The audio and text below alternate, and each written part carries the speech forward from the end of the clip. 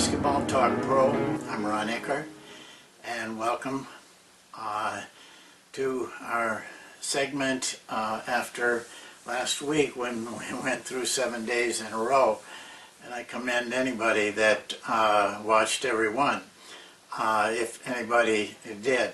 But I was very happy and satisfied with the way that came across, and I know I got a lot of comments from a lot of coaches, not only here in the United States, but outside of the United States, that felt that they had gotten something out of it. I think a lot of coaches are searching for things that make them better coaches, and there isn't a lot of literature on a person's personal qualities, at least for coaching. So anyway, it went well. It took a couple days off, and now we're back at it. I did want to mention to you, please take some time to make comments. We've got our comment thing pretty well straightened out. They come to me, and I will make sure that we cover those items that you either didn't like, or you did like, or you got questions. Questions are really, really good. You're not only helping yourself, you're helping other coaches at the same time. And if you, you may not be on our list, so please register. There's no cost and there's no gimmicks. All that registering does is that we send an email to you every time we have a segment telling you what it's going to be about. So really there's no commitment whatsoever, and it helps, I think, for you to get a email just saying this is what it's about. You know, you don't have to get on unless you really feel it. One other thing, I wish that each of you would take the time to maybe do one or two things. Either talk to other coaches and ask them, you know, tell them about the show, or give me their email. You can go through contact, and there you'd have enough room to write 7 or 8 emails, and then we will invite them with an email. You don't know.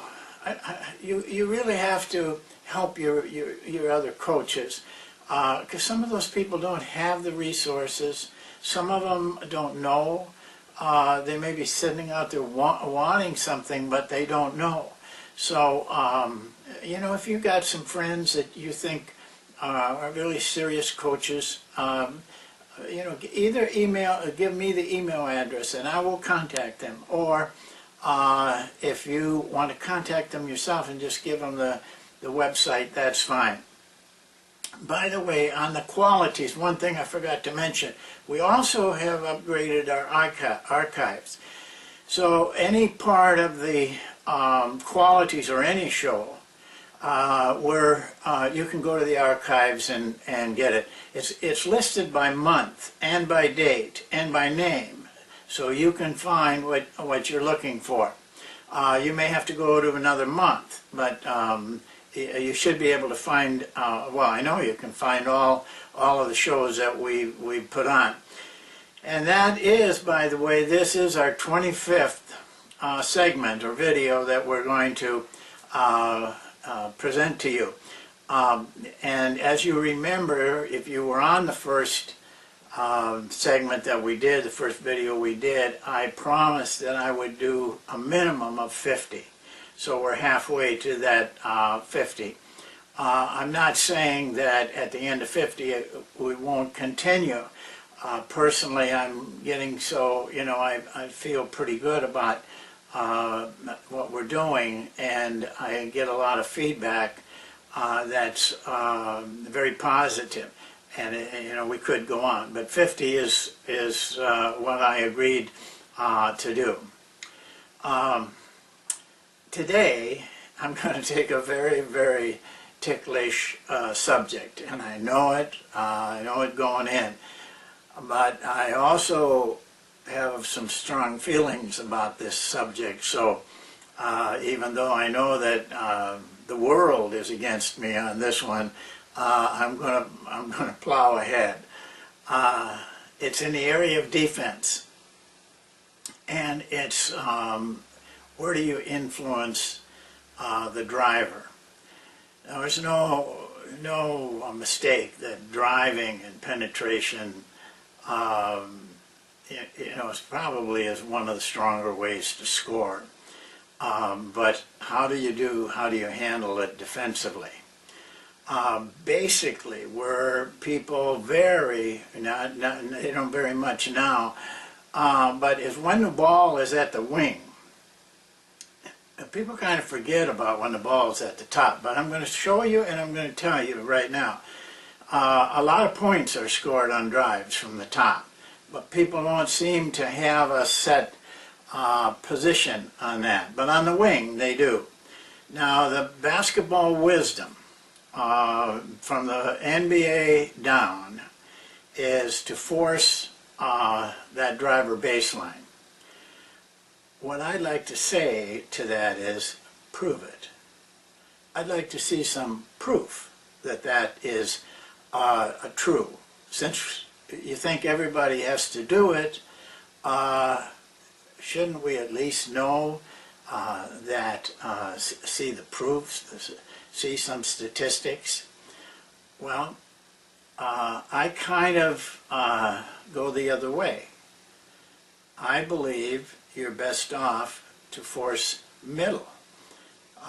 And you can say to me, prove it. And I'm going to do that in this video. But let me give you a little background first of all. I think I'm pretty close to to when all of this came about. Everybody used to force the middle. And then they went to forcing baseline. And I remember I went to a Kansas City Kings practice, the very first practice of the training camp. Cotton Fitzsimmons was the coach, and Cotton was a great coach and a wonderful person. And he instructed the team that day that we're going to force baseline. And he gave his reasons for it. And I think that's probably the first time he ever did it. His reason was this: any guard that can get into the middle of the defense is going to create scoring either for himself or for somebody else. That was his feeling. And he was wrong.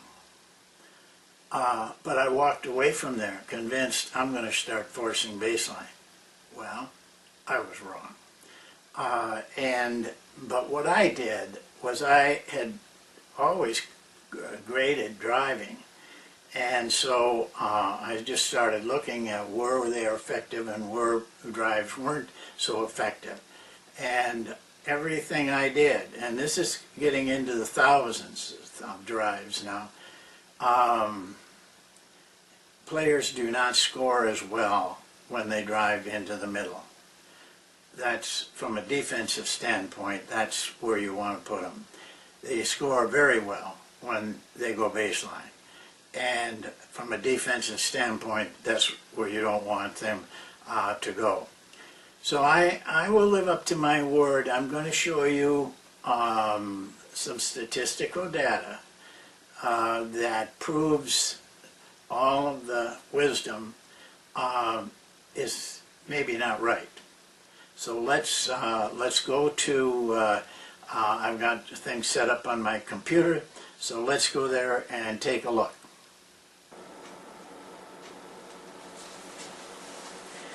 On the first one I'm going to show you is a chart that I did with I don't know how many teams. It was all NBA, but it was a study that included 704 drives and performed by 165 different NBA players. So it's a pretty wide exposure. Well, in doing that, here's what we found.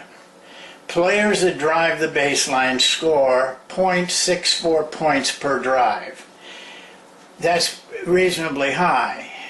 And players that drive the middle score only 0.43 points per drive. That is a difference of 0.21 points per drive. When you figure that out over games in the season, that adds up to quite a lot of points because there are a lot of drives in every game and need to be defended. Now, I apologize a little bit for the fact that I don't have the background detail that you'll see in the next chart. But I'm at a place where I can't get at those charts right now. They're in my home, and I'm not home. I think on the next chart, though, you'll see we have a chart exactly like that for that study. And just be a little patient, and I will get this for you. Now, this particular study was done by a video person, well known in the, very experienced in the NBA. I asked him to do it because I wanted to get results that were done by somebody else. Now, we agreed on all of things so that we could stay consistent. In other words, what a drive was on this study was also a drive on this other study. A lot of consistency there, and when he needed help, he would call on me and we would agree that it was in line with what the other studies had done. But that's what our chart looked like. You can see at the bottom on totals, we had 895 drives in this particular study. It included, I don't know how many NBA players, but it included every NBA team, and some of those teams we got twice because they were playing people that we'd already had. But you can see the top left, top right, that was as you face the basket, and that's where the ball started. The guy might go to his left or go to his right, but he started on the right side or the left side from the top. Then down, the next one is left middle. Now he's at the wing. From the wing, if he was on the left side, is facing the basket, generally then he was using his right hand, going towards his right hand at least. Left baseline was going towards his left hand. But you can see, in the middle, 0.42 points per drive. Down the baseline, 0.48 points per drive down the baseline. Going to the other side, right middle and right baseline as the right side of the court. Generally going middle would be towards a player's left hand. Going to his from the baseline side, he would generally be going with his right hand. But this side was much more defined.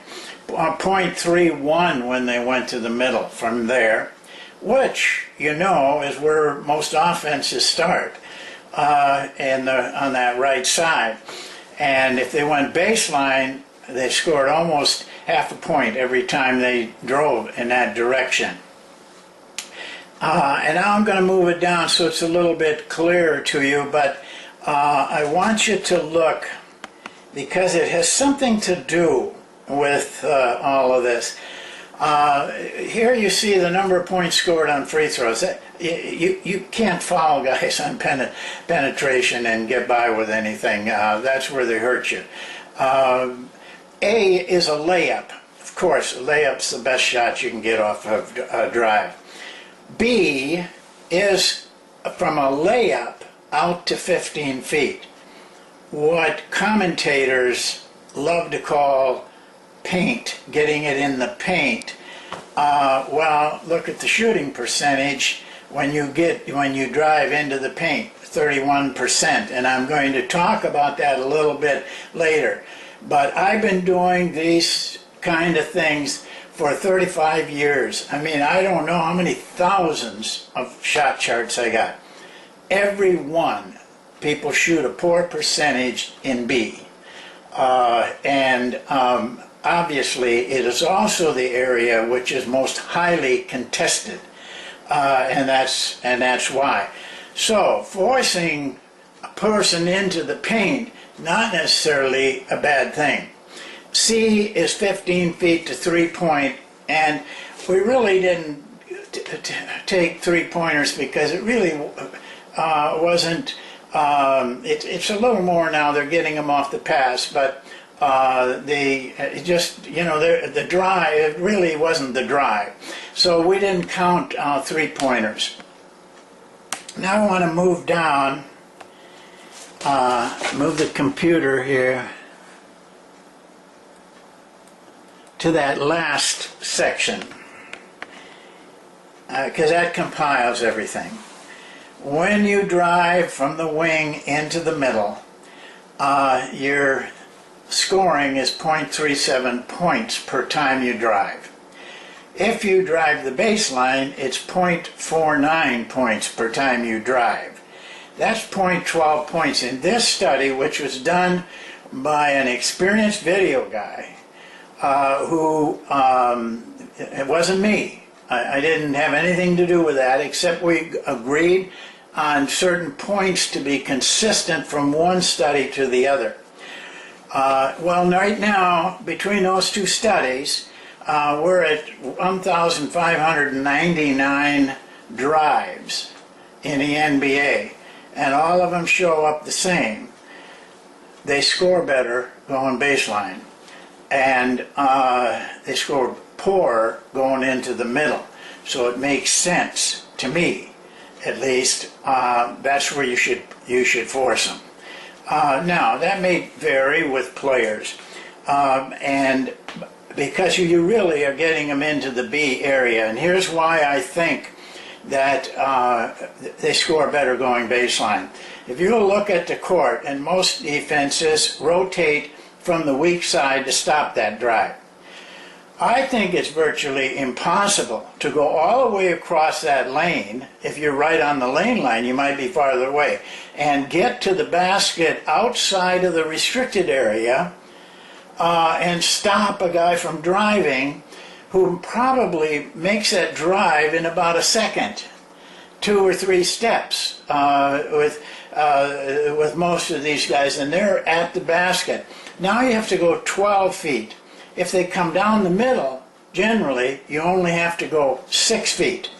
And that's the difference, very small difference maybe, but that can be the difference in being able to block a shot or take a charge, which I'm not big on that, but it's because you only got 6 feet to go compared to 12. So that's my feeling. Now I also want to go back to the B shot. When we did this study, and we had every team, so we got all of the really good players, great players. 5 players out of the whole NBA were able to be effective in the B area. I'm not going to tell you their names. You probably can guess them. If you watch much of the games, you probably can figure it out. But only 5 out of the whole NBA were able to get to the B area and be effective. In other words, score effectively. Otherwise, no one else in the league was able to do it. So, there's my proof. But I have many studies like this. Many times I've done this through my career to just verify to myself what is the best way of playing. And this is a lesson, I think, for all coaches. You know, there's a lot of things out there, people saying all kinds of things about what to do and what not to do. You know, my feeling about that, just say, would you prove it, please? Show me some numbers. Tell me how many times you have studied this. And because a lot of things are said without much proof, or any proof, just they think that's a good way, and so they do it. So now I'd just like to finish up with a few remarks. Well, there you have my proof to you. I don't want to change anybody's way of thinking, but on the other hand, there's a lot of coaches that follow the model that they see, and there's a lot of people who just follow the crowd. But the crowd is not always right. I mean, there's been some tragic things done to people, and policy made, and all kinds of things that were determined by the crowd, and they were wrong. So I think the best advice I can give you, and it has always been right for me, and that is be independent. Be your own person. You know, it takes a little work to do these things, going to the films. You do thousands of games, thousands of drives, thousands of shots, all these things. It takes time and it takes effort. But in the end, you're able to make your own decisions. There's nothing saying that everybody in the NBA is right, for example, though they all follow each other. And so I'm hopeful, if you don't gain anything else from this session, that there is a way to find out the truth. And you can, with a little effort, you can do that, and it'll help you to make decisions for yourself, regardless of what everybody else is doing. In fact, Warren Buffett has this to say: 6 most dangerous words in our society are, everybody else is doing it. Thank you. See you next time.